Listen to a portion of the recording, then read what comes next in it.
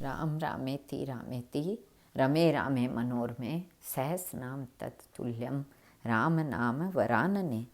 हे पक्षीराज गरुड़, अब मैं आपसे अपना निजी अनुभव कहता हूँ। भगवान के भजन बिना क्लेश दूर नहीं होते। हे पक्षीराज सुनिए, श्री राम जी की कृपा बिना श्री राम जी की प्रभुता नहीं जानी जाती। उनकी बहुत प्रकार से प्रशंसा करके सिर नवाकर और हाथ जोड़कर फिर गरुड़ जी प्रेम पूर्वक विनम्र और कोमल वचन बोले। हे प्रभु, हे स्वामी, मैं अपने अविवेक के कारण आपसे पूछता हूँ। हे कृपा के समुद्र, मुझे अपना निज दास जानकर आदरपूर्वक मेरे प्रश्न का उत्तर कहिए। आपने यह काक शरीर किस कारण से पाया? हे तात, सब समझाकर मुझसे कहिए। हे स्वामी, हे आकाशगामी, यह सुंदर रामचरितमानस आपने कहाँ पाया, सो कहिए। हे नाथ, मैंने शिवजी से ऐसा सुना है कि महाप्रलय में भी आपका नाश नहीं होता और ईश्वर कभी मिथ्या वचन कहते नहीं। यह भी मेरे मन में संदेह है। हे प्रभु, आपके आश्रम में आते ही मेरा मोह और भ्रम भाग गया। इसका क्या कारण है? हे नाथ, यह सब प्रेम सहित कहिए।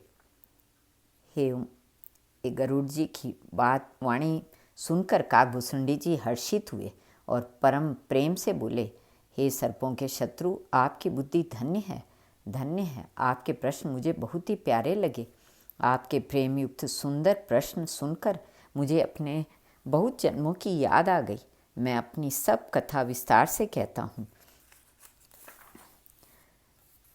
हे प्रभु, पूर्व के एक कल्प में पापों का मूल युग कलयुग था, जिसमें पुरुष और स्त्री सभी अधर्मपरायण और वेद के विरोधी थे।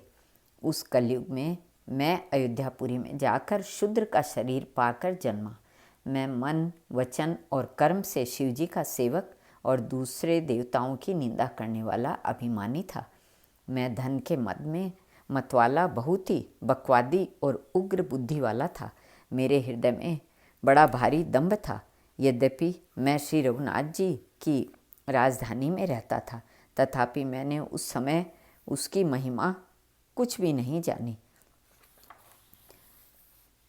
हे सर्पों के शत्रु गरुड़ जी, सुनिए, कलिकाल पाप और अवगुणों का घर है, किंतु कलयुग में एक गुण भी बड़ा है कि उसमें बिना ही परिश्रम भवबंधन से छुटकारा मिल जाता है।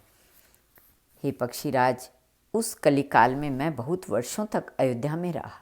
एक बार वहाँ अकाल पड़ा, तब मैं विपत्ति का मारा विदेश चला गया। हे सर्पों के शत्रु गरुड़ जी, सुनिए, मैं दीन, मलिन, उदास, दरिद्र और दुखी होकर उज्जैन गया। कुछ काल बीतने पर, कुछ संपत्ति पाकर फिर मैं वहीं भगवान शंकर की आराधना करने लगा। एक ब्राह्मण वेद विधि से सदा शिवजी की पूजा करते। उन्हें दूसरा कोई काम न था। वे परम साधु और परमार्थ के ज्ञाता थे। वे शंभु के उपासक थे, पर श्रीहरि की निंदा करने वाले न थे। मैं कपटपूर्वक उनकी सेवा करता। ब्राह्मण बड़े ही दयालु और नीति के घर थे।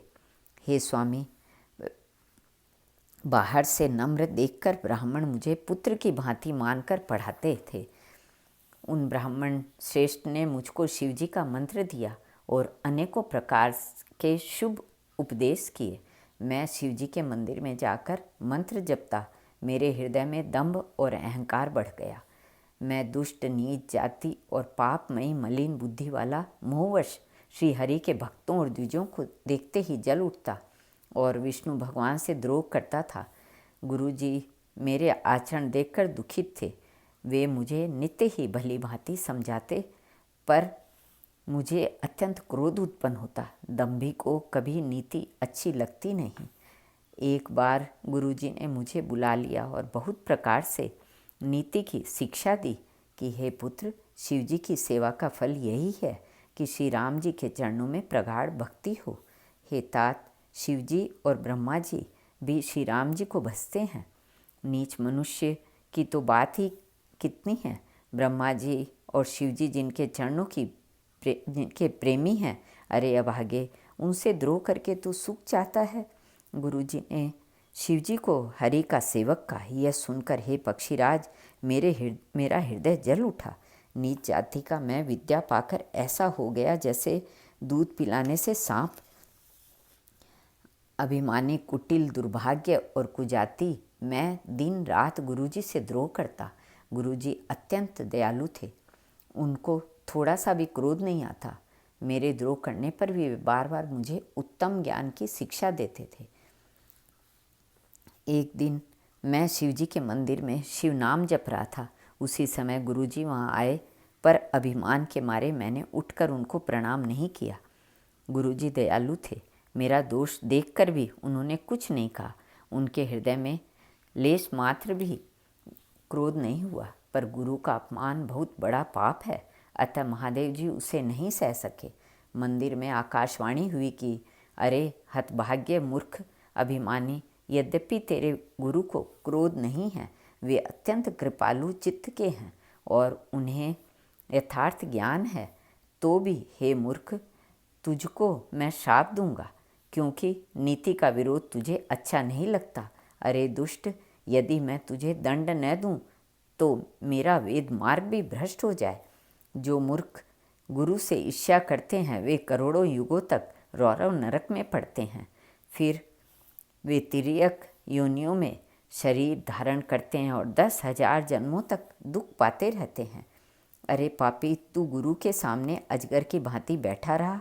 रे दुष्ट, तेरी बुद्धि पाप से ढक गई है, तू सर्प हो जा। और अरे अधम से भी अधम, इस अधोगति को पाकर किसी बड़े पापी भारी पेड़ के खोखले में जाकर रह। शिवजी का भयानक श्राप सुनकर गुरुजी ने हाहाकार किया। मुझे कांपता हुआ देखकर उनके हृदय में बड़ा संताप उत्पन्न हुआ। प्रेम सहित दंडवत करके वे ब्राह्मण श्री शिवजी के सामने हाथ जोड़कर मेरी भयंकर गति का विचार कर गदगद वाणी से विनती करने लगे। हे मोक्ष स्वरूप, विभु, व्यापक, ब्रह्म और वेद स्वरूप, ईशान, ईशा के ईश्वर तथा सबके स्वामी श्री शिवजी, मैं आपको नमस्कार करता हूँ।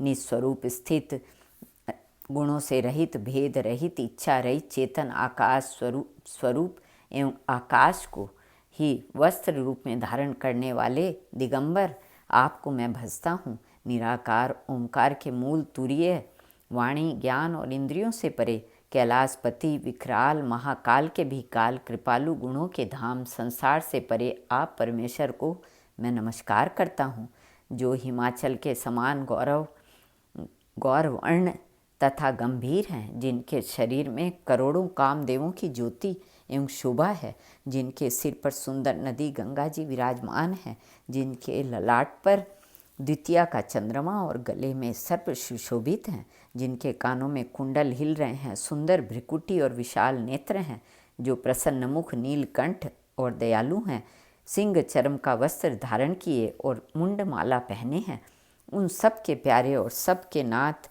श्री शंकर जी को मैं भजता हूँ। प्रचंड, श्रेष्ठ, तेजस्वी परमेश्वर, अखंड, अजन्मा, करोड़ों सूर्यों के समान प्रकाश वाले, तीनों प्रकार के शूलों को निर्मूल करने वाले, हाथ में त्रिशूल धारण किए भाव के द्वारा प्राप्त होने वाले भवानी के पति श्री शंकर जी को मैं भजता हूँ। कलाओं से परे कल्याण स्वरूप, कल्प का अंत करने वाले, सज्जनों को सदा आनंद देने वाले, त्रिपुर के शत्रु सच्चिदानंद घन, मोह को हरने वाले, मन को मत डालने वाले कामदेव के शत्रु, हे प्रभु प्रसन्न होइए, प्रसन्न होइए। जब तक पार्वती के पति आपके चरण कमलों को मनुष्य नहीं भजते, तब तक उन्हें न तो इहलोक और परलोक में सुख शांति मिलती है और न उनके तापों का नाश होता है। अतः हे समस्त जीवों के अंदर निवास करने वाले प्रभु प्रसन्न होइए। मैं न तो योग जानता हूँ, न जप और न पूजा ही। हे शंभो, मैं तो सदा सर्वदा आपको ही नमस्कार करता हूँ। हे प्रभु, बुढ़ापा तथा जन्म के दुख समूहों से जलते हुए मुझ दुखी की दुख से रक्षा कीजिए। हे ईश्वर, हे शंभो, मैं आपको नमस्कार करता हूँ। भगवान रुद्र की स्तुति का यह अष्टक उन शंकर जी की तुष्टि प्रसन्नता के लिए ब्राह्मण द्वारा कहा गया जो मनुष्य इससे भक्तिपूर्वक पढ़ते हैं उन पर भगवान शंभु प्रसन्न होते हैं। सर्वज्ञ शिव जी ने विनती सुनी और ब्राह्मण का प्रेम देखा। तब मंदिर में आकाशवाणी हुई कि हे द्विजश्रेष्ठ, वर मांगो।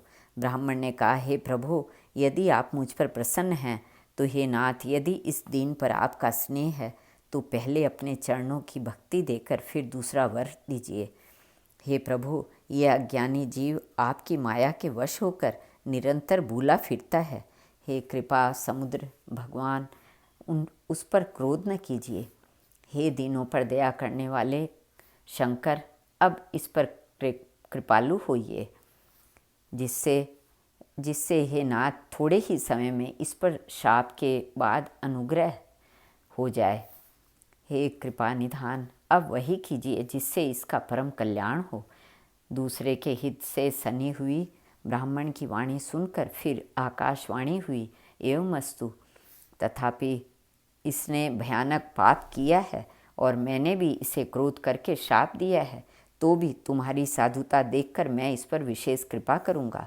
हे द्विज, जो क्षमाशील एवं परोपकारी होते हैं वे मुझे वैसे ही प्रिय हैं जैसे खरारी श्री रामचंद्र जी। हे द्विज, मेरा शाप व्यर्थ नहीं जाएगा, यह 1000 जन्म अवश्य पावेगा, परंतु जन्मने और मरने में जो दुसह दुख होता है, इसको वह दुख जरा भी न व्यापेगा और किसी भी जन्म में इसका ज्ञान नहीं मिटेगा। हे शूद्र, मेरा प्रामाणिक वचन सुन। प्रथम तो तेरा जन्म श्री रघुनाथ जी की पुरी में हुआ, फिर तूने मेरी सेवा में मन लगाया। पुरी के प्रभाव और मेरी कृपा से तेरे हृदय में राम भक्ति उत्पन्न होगी। हे भाई, अब मेरा सत्य वचन सुन। द्विजों की सेवा ही भगवान को प्रसन्न करने वाला व्रत है। अब कभी ब्राह्मण का अपमान न करना, संतों को अनंत श्री भगवान ही के समान जानना। इंद्र के वज्र, मेरे विशाल त्रिशूल, काल के दंड और श्री हरि के विकराल चक्र के मारे भी जो नहीं मरता, वह भी विप्रद्रोह रूपी अग्नि से भस्म हो जाता है। ऐसा विवेक मन में रखना, फिर तुम्हारे लिए जगत में कुछ भी दुर्लभ न होगा। मेरा एक और भी आशीर्वाद है कि तुम्हारी सर्वत्र अबाध गति होगी। शिव जी के वचन सुनकर गुरुजी हर्षित होकर ऐसा ही हो यह कहकर मुझे बहुत समझाकर और शिव जी के चरणों को हृदय में रखकर अपने घर गए। काल की प्रेरणा से मैं विंध्याचल में जाकर सर्प हुआ। फिर कुछ काल बीतने पर बिना ही परिश्रम कष्ट के मैंने वह शरीर त्याग दिया, बिना कष्ट के शरीर त्याग दिया। हे हरिवाहन, मैं जो भी शरीर धारण करता उसे बिना ही परिश्रम वैसे ही सुखपूर्वक त्याग देता था, जैसे मनुष्य पुराना वस्त्र त्याग देता है और नया पहन लेता है। शिवजी ने वेद की मर्यादा की रक्षा की और मैंने क्लेश भी नहीं पाया। इस प्रकार हे पक्षीराज, मैंने बहुत से शरीर धारण किए पर मेरा ज्ञान नहीं गया। श्री कृष्ण अर्पणमस्तु।